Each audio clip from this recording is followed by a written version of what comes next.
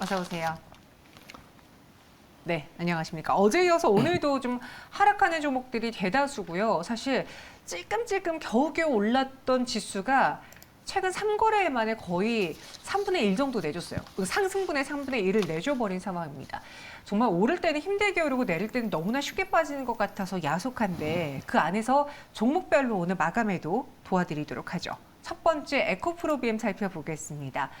LNF 에코프로비엠의 주가 하락이 어제 이어서 오늘도 좀 나타났는데 그렇게 많이 빠지지 않고 있는 에코프로비엠이긴 하지만 이 긴축 우려 걱정해야 되는 건지 지금 뭐 중국에서 그 리튬 가격 인상 이런 이야기도 나오고 있는데 두 분이라면 어떻게 하시겠습니까? 오늘의 하락 에코프로비엠에 대한 투자 의견 주시죠. 이번에는 5를 주셨습니다. 이 말은 즉슨 발목 잡힌다는 게 아니라 좋게 본다라는 거죠? 좋게 본다라는 것보다는 우려할 부분은 사실 아니다. 아니다. 라고 보고 있습니다. 네. 에코프로비엠, LNF, 2차 전지 전반적인 지금 섹터 자체가 좀 약세를 보여주고 있는데요. 오늘 제 시장에서는 일단은 일부 섹터를 제외하고 대부분 이제 약세를 보여주고 있고, 에코프로비엠 역시도 오늘 1%대, 1, 2%대 하락세를 보이고 있지만 그렇게 우려할 수준은 아닙니다. 그리고 이제 이에 대한 부분에는 또 그렇다고 해서 지금 적극 매수 시점이라고 하기에도 조금 애매한 부분이 있는데요. 일단 2차 전지 섹터 자체에 대한 어떤 기업의 가치라든지 앞으로 시장 전망에 대한 부분이 달라진 부분은 없지만 최근에 이제 시장의 흐름이라든지 그리고 최근에 좀 많이 올랐던 2차 전지 섹터에 대한 일정 부분 차익 실현 매물이 계속해서 나오고 있다는 부분을 체크하시면 될 것 같고 지켜보시다가 적절히 만약에 좀 조정이 어느 정도 좀 이루어졌고 만약에 다시 좀 수급이 들어오는 모양새가 나타난다라고 한다면 다시 매수 관점에서 하셔도 되는 충분한 종목이다라고 보고 있고요.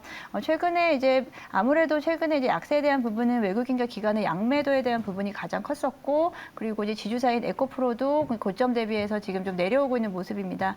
이에 대한 부분은 어떻게 보면 자연스러운 조정이다라고 생각하고 있고 이제 바닥이라기보다 어느 정도 조정에 대한 부분을 확인을 한 후 다시 재진입 관점에서도 충분히 고려할 만하다라고 보고 있습니다. 네, 이걸로 인해 발목 잡힐 정도, 우려할 정도의 사항은 아닌 것 같다라는 의견 주셨습니다. 에코프로비엠에 대해서 정영훈 과장도 똑같은 의견 주셨는데요. 뭐 LNF다 에코프로비엠이다. 사실 이 회사가 갖고 있는 여러 모멘텀이 있지만 또 코스닥의 성장수를 상징하기도 하기 때문에 시장이 괜히 위태로우면은 이 대장도 매를 맞지 않을까 걱정하시거든요.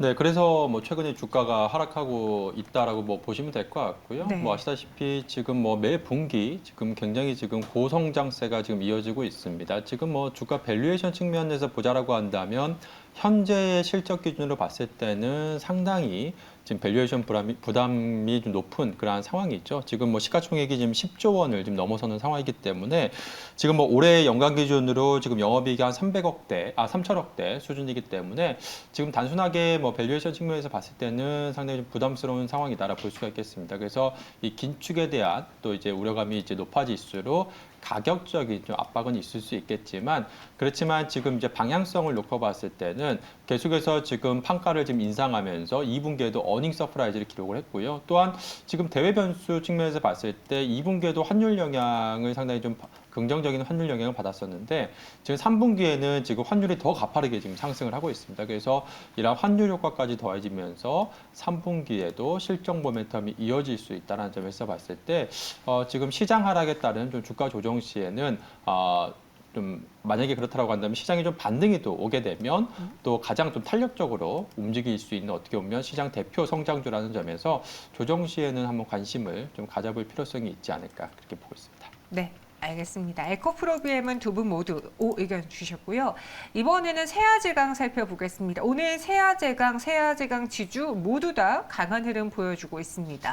하반기에도 역대급 실적을 기대해봐도 괜찮을지 오늘 이 오르는 것에 대해서는 어떤 이유 때문인지 두 분의 의견 체크해보도록 하죠. 여기도 우로 일치가 됐는데 오늘 세아제강이 유독 강한 이유? 최근 3거래 연속 그 상승한 배경 무엇이라고 봐야 될까요? 네, 무엇보다 지금 뭐 단기적으로 봤을 때는 미국의 이러한 인플레이션 감축법 수혜에 대한 또 기대감도 있다라고 좀 테마적인 부분으로 보자라고 한다면 네. 그러한 부분도 좀 있을 것 같고요. 또한 지금 지난 2분기에 이어서 이제 3분기 하반기에도 이러한 실적 성장이 지금 계속해서 나타날 수 있다는 점, 그러한 좀 기대감에 힘입어서 지금 최근에 주가가 좀 상승하고 있는 것으로 그렇게 보여주고 있습니다. 지금 미국의 특히나 이제 미국에서 인플레이션 감축법이 이번에 통과가 되면서 향후에 에너지용 강관 수요가 지속이 될 것으로 보여지고 있고요. 그렇다고 한다면 세아제강 같은 경우에 현재 내수 쪽에서는 상당히 좀 부진한 상황이지만 오히려 좀 수출 쪽이 상당히 좋아질 수 있다는 점. 여기에 또 환율까지도 지금 상당히 지금 우호적인 환경이라는 점에서 봤을 때 하반기에 이러한 대표적인 수출주이자 이런 실적주로서 주목을 받으면서 오늘 같은 경우에도 이제 수급이 좀 몰리면서 시장 하락에도 불구하고 강한 좀 상승세가 나오는 것이 아닌가 그렇게 보여지고 있습니다. 네, 세아제강 그래서 오늘 급등을 했고요. 앞으로도 좀 더 봐도 되지 않을까 두 분 모두 오로 이야기해 주셨습니다. 반대로 하락하는 종목도 볼게요. 넷마블입니다. 오늘까지 7거래 연속 하락하고 있어요. 지금 8월 12일 이후로 단 하루도 종가 기준으로 빨간불을 유지하지 못하고 있는데 실적 가시성이 불투명하다고 합니다. 현재 구간에서 보유자분들 이야기를 좀 해드려야겠습니다. 어떻게 해볼까요? 의견 주시죠. X로 일치가 되는데 사실 아닌 건 알면서도 사실 이 가격에서 강하게 매도는 못 하잖아요. 저희 투자자분들이. 어떤 전략으로 좀 탈출? 좀 비중을 줄여보는 게 좋을까요? 사실 이제 게임주 전반에 대한 약세가 가장 큰 부분인데 그 중에서 네. 유독 사실 게임주 중에서 주목도 받지 못하고 한 번씩 게임주들이 이제 단기적으로 좀 움직임이 나타날 때도 같이 그때는 올라가지 못하고 사실 빠질 때도 같이 빠지는 종목들 중에 하나이긴 한데요. 넷마블 같은 경우에는 아무래도 매출의 지속성 같은 문제도 있고요. 이제 수익성 면에서라든지 그리고 신작에 대한 부분, 특별한 지금 모멘텀이 없는 상황에서 목표 주가에 대한 부분이 크게 하향 조정이 나오면서 오히려 그 하락세를 더 가속화시키는 모습입니다. 지금 이제 보유자분들 같은 경우에는 사실 이제 신규로 들어가기는 지금은 적절한 타이밍이 아니다라고 볼 수 있고 신규 기존의 보유자분들은 사실 쉽지 않은 부분인데요. 이 부분을 더 들고 가기에는 사실 좀 부담스럽지만 그렇다고 지금 시장이 같이 좀 꺾이는 시장이 약간 좀 조정을 받는 상황 속에서 같이 여기서 좀 낙폭이 더 과대한 종목을 더 오히려 매도한다라기보다는 일부 그냥 제 생각에는 비중을 좀 축소를 하면서 오히려 지금은 그 어느 때보다 약간 현금을 좀 보유하셔야 되는 타이밍이기 때문에 오히려 지금 이제 성장주 쪽에 대한 부분을 좀 대기를 하면서 지금은 이제 기존에 조금 넷마블 같은 종목들은 좀 비중 축소 차원에서 좀 말씀드리겠습니다. 그래서 넷마블은 비중을 줄여보는 게 어떻겠느냐라는 의견 드렸습니다. 지금 당장 손실이 크기 때문에 매도하기 어려우실 겁니다. 그럼 내가 할 수 있는 방법은 그나마 조금씩 올랐을 때 비중을 줄이는 게 아닐까. 크게 손실이 나지 않았다면 지금 현재 구간에서 매도도 유효해 보입니다. 이번에는 두 분이 직접 고른 오늘의 마감에 산다 종목 살펴보도록 하죠. 마감에 어떤 종목을 눈여겨볼까요? 키워드부터 보시면요. 영정 팀장님은 밸류 체인을 확보한 기업, 그리고 정혜웅 과장은 하반기 기대주를 갖고 오셨습니다. 두 분의 종목 바로 열어보도록 하죠. 하나솔루션과 한전 KPS인데 하반기 기대주라고 하시긴 했지만 연초부터 기대가 좀 많이 됐던 종목 중에 하나예요. 네, 그러니까 제가 하반기 기대주라고 한 점은 네. 그러니까 주가 상승 기대주이기도 하지만 지금 하반기에 대표적으로 실적이 이제 턴어라운드 하는 대표적인 이제 실적 기대주다라고 보시면 될 것 같습니다. 사실 상반기에 한전 KPS의 주가 흐름이 그래도 상당히 좀 좋았었는데요. 최근에도 시장 하락에도 불구하고 주가 흐름은 상당히 양호한 편이죠. 그렇지만 실질적으로 펀더멘탈적인 측면에서 봤을 때 실적은 상반기에 좀 부진한 실적을 내놓았습니다. 지난 2분기에도 시장 컨센서스를 하회하는 그러한 실적을 내놓았는데요. 그럼에도 불구하고 최근에 주가가 상승하는 이유는 정부의 그런 원전 이제 정책에 대한 그런 기대감도 있습니다만 역시나 지금 하반기 이제 3분기부터 본격적으로 실적이 이제 턴어라운드 할 것이다라는 그러한 대한 기대감에 있지 않나 그렇게 보여주고 있습니다. 그래서 이제는 2분기 어닝 시즌이 마무리가 되면서 하반기 이제 실적주로 투자자들의 시선이 지금 모여지고 있는 상황이기 때문에 하반기 대표적인 실적 기대주로서 이제 주목을 해보시면 좋지 않을까 그렇게 보여주고 있고요. 특히나 올해 이제 4분기 같은 경우에는 신한울 원전 1억이 지금 상업운정도 돌입할 예정이기 때문에 본격적인 이러한 실적 성장세가 기대가 되고 있다라고 볼 수가 있겠습니다. 지금 뭐 이번 정부에서는 원전, 노후 원전 수명 연장이라든지 신규 원전 도입으로 이제 중장기적으로 봤을 때 한전 KPS의 수주가 지속적으로 확대가 될 것으로 그렇게 기대가 되고 있는 상황이고요. 여기에 또 추가적으로 만일에 향후에 이제 해외 정부에서 지금 강하게 좀 드라이브를 걸고 있는 해외 원전 수출이 확대가 된다라고 한다면 추가적인 그러한 성장도 기대해 볼 수 있다는 점에서 당분간은 시장의 좀 불확실성 속에서 가장 강력한 대표적인 이제 정책 관련주이자 실적주로서 하반기에 좀 주목을 받을 가능성이 높지 않나 그렇게 보고 있습니다.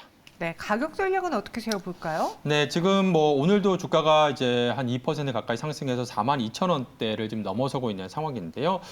우선 이제 증권가에서 목표 주가 대부분 다 5만 원 이상을 지금 제시를 하고 있습니다. 그래서 우선 한 5만 원 정도 선까지 약 한 20% 정도 추가 업사이드를 좀 열어놓고 보시면 좋을 것 같고요.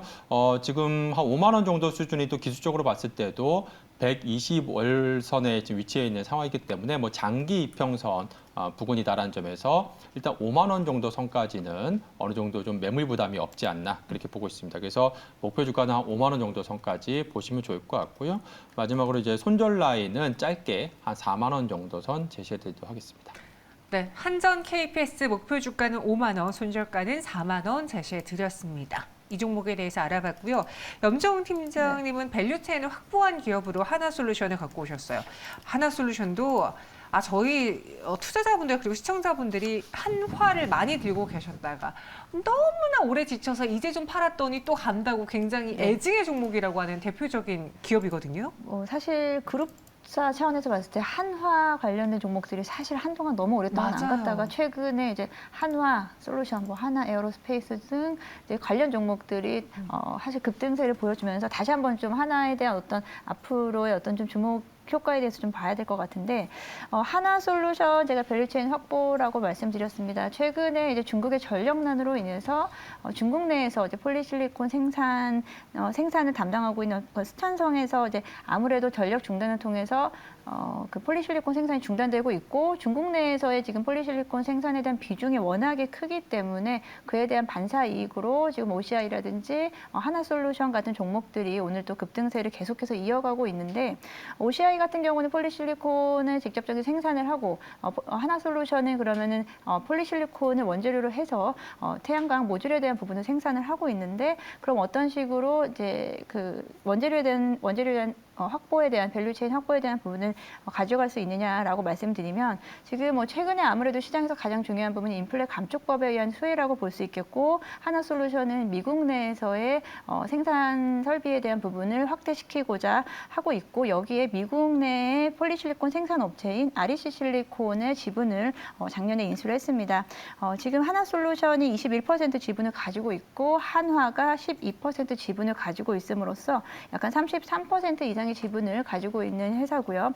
미국 내에서 지금 생산 설비를 중단을 했다가 다시 내년도부터 폴리실리콘 생산에 대한 재가동을 하겠다라고 밝히면서 하나솔루션과의 밸류체인에 대한 어떤 태양광 내에서의 수직 계열화가 가능하다. 그에 대한 부분이 확보가 됐다라고 볼 수 있겠습니다. 그럼 폴리실리콘 가격에 어떤 영향을 크게 받지 않으면서도 수익성을 가져갈 수 있는 부분을 확보를 했다라는 차원에서 안정적이다라고 할 수 있겠고 지금 태양광 수요에 대한 부분 그리고 미국 내 지금 하나솔루션의 자회사인 하나큐셀이 가지고 있는 미국 내 주거용, 상업용 태양광에 대한 점유율이 점차적으로 높아지고 있기 때문에 앞으로 이제 미국 내 수요에 대한 부분을 이제 직접적으로 실적으로 실적으로 지금 나타나고 있고요.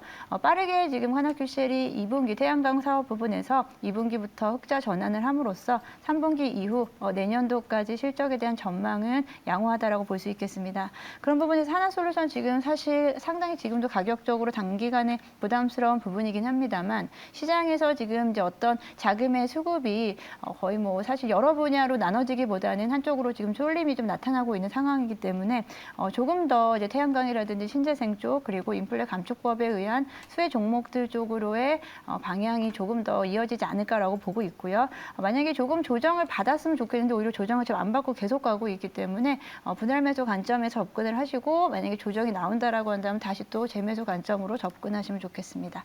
네, 그래서 한화솔루션을 마감해 사보도록 하겠습니다. 오늘 한전 KPS 하나솔루션 두 가지 종목 전해드렸고요. 외국인 기관의 수급도 살펴보겠습니다. 먼저 외국인이 매도한 대표적인 종목 정효훈 과장님 소개해 주실까요? 네, 우선 외국인 오늘 매수 가장 많은 순매수세가 좀 나오고 있는 종목 중에 하나가 바로 이제 두산 에너빌리티라고 할 수가 있겠습니다. 오늘도 뭐 3% 이상 강세의 흐름을 띠고 있는데요. 최근에 이제 원자력 풍력 시장 성장에 따른 그런 수혜가 기대가 되면서 주목을 받고 있다라고 보시면 될 것 같습니다. 앞서 말씀드린 뭐 한전 KPS와 마찬가지로 오늘 뭐 시장에서 상승하는 그러한 종목군 업종을 보게 되면 대부분 이러한 에너지, 지금 친환경 그러한 관련주들이 지금 다수 좀 포진되어 있습니다. 그래서 아무래도 이제 시장에서는 이제 미국의 또 인플레이션 감축법과 함께 이러한 정책 기대감이 높은 좀 종목군들로 좀 수급이 몰리는 것으로 보여주고 있고요. 그래서 오늘도 외국인이 최근에 아주 공격적인 순매수세가 지속적으로 두산 에너빌리티로 좀 유입이 되고 있는 상황인데요. 오늘도 외국인의 수급이 유입이 되면서 강세의 흐름을 띠고 있다. 보시면 될 것 같습니다. 그리고 또 외국인의 또 순매수 종목 중에서 바로 이제 OCI를 좀 꼽을 수가 있겠는데요. OCI 같은 경우에 오늘 외국인 투자자들의 강한 순매수세가 유입이 되면서 오늘까지 한 4거래일 연속해서 순매수세가 유입이 되고 있는데요. 그러면서 오늘 한 10%대의 상승세를 지금 보여주고 있습니다. 마찬가지로 뭐 OCI, 뭐 하나솔루션 이러한 태양광 관련주 같은 경우에는 이러한 미국의 인플레이션 감축법 관련한 이런 수혜에 대한 기대감이 부각이 되면서 오늘도 주가가 이제 급등세를 지금 기록을 하고 있다라고 보시면 될 것 같습니다.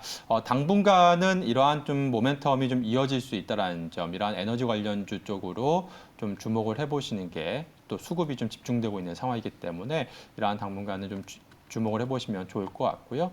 그리고 마지막으로 오늘 이제 이 에너지 관련주 외에 오늘 특징적인 부분이 통신주 가운데 KT 쪽으로 지금 외국인 투자자들의 순매수세가 유입이 되고 있습니다. 오늘 3거래일 연속 순매수세가 유입이 되면서 지금 계속해서 지금 52주 신고가를 지금 경신해 나가고 있는 그런 상황인데요.